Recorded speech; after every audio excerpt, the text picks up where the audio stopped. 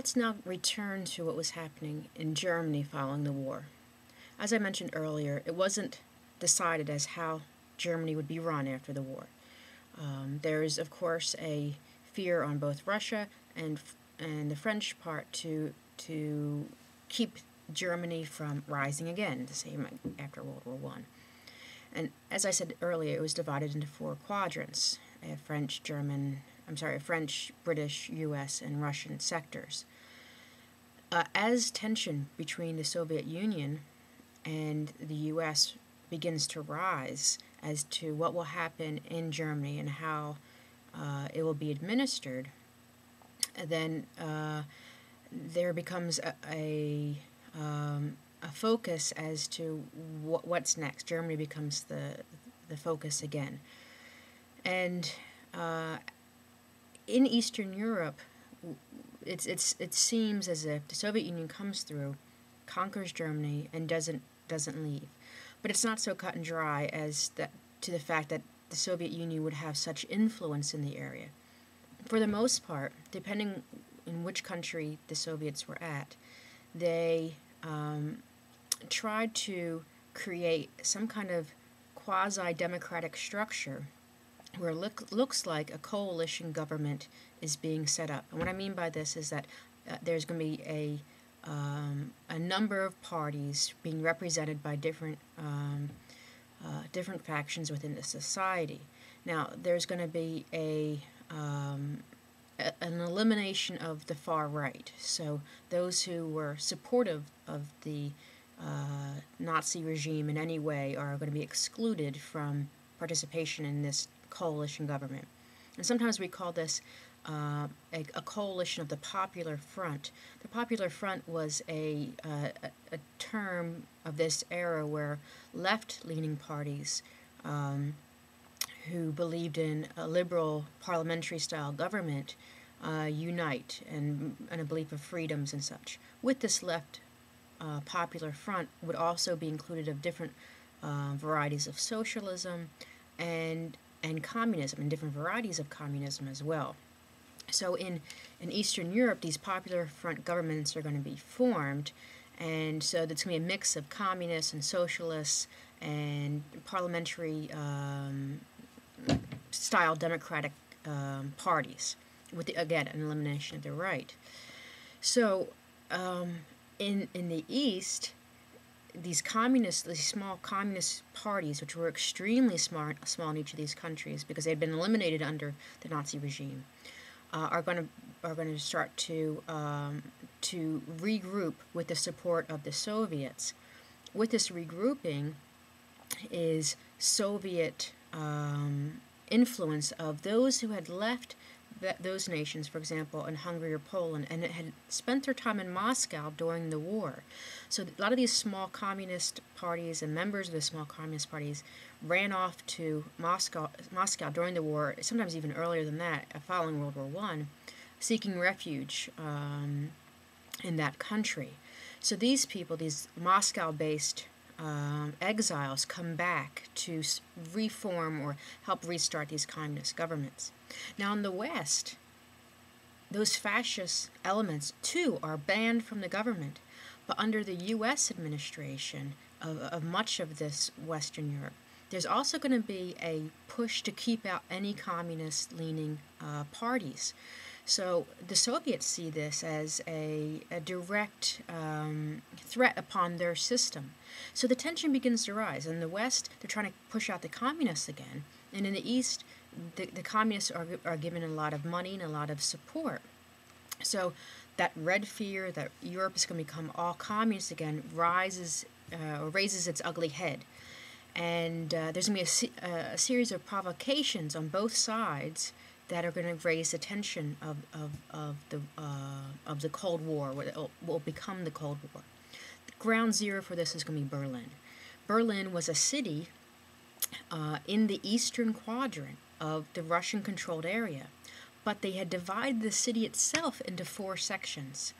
All right, because the U.S., France, and Britain don't want to lose control of this city. Eventually, the western sections are going to be united under one administration, And the western part of this city is going to be united under the Allied Western Allies administration.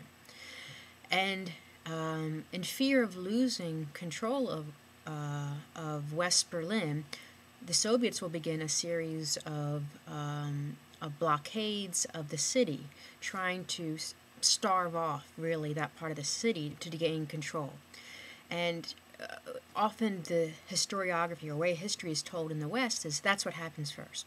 That the Soviet Union says we're going to block off Western Berlin, and then the U.S. is going to lead this Berlin airlift, where the U.S. is going to drop tens of thousands of pounds of food and goods to the West Berliners for a year, and save West Berlin from falling to the Soviets. What the U.S.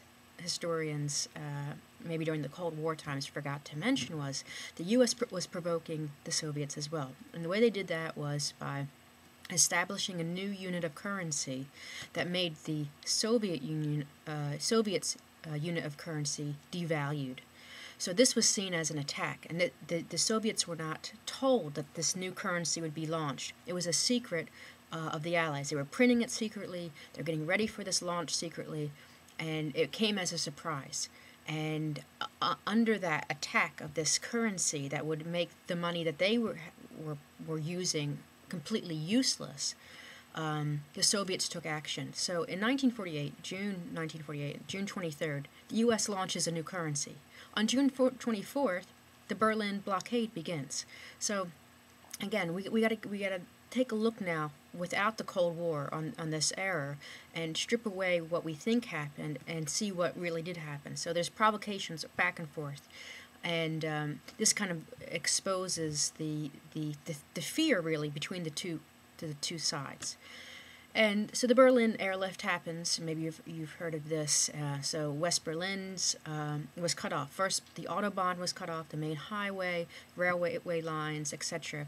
And there was only enough food for so many days for the people of Berlin.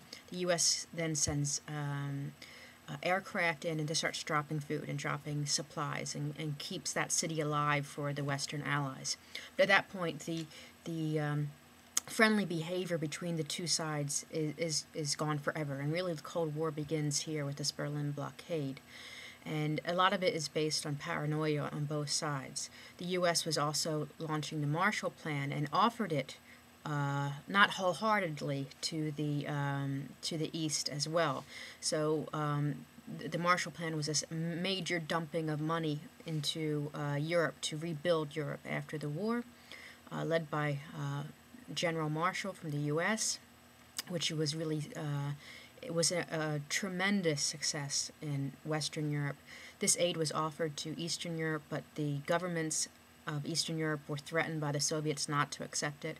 Again, it was seen that it would be a way of influencing Eastern Europe to not become under the Soviet sphere of influence.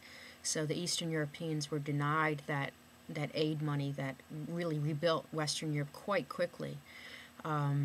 And lay the foundations for strong economic growth after that.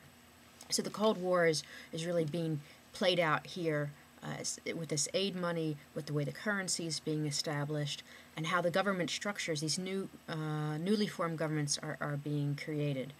And the divide between the two sides is really in this 1947-1948 era, and even Churchill gives his famous Iron Curtain speech in 1947. He says an Iron Curtain has descended upon on Europe, but Churchill was well aware of this because he had a secret note to Stalin years before saying, "You'll have these countries and we'll have these countries. We won't bother you here if you go there." And Churchill likes to forget this part, and again, American historiography ignored that as well.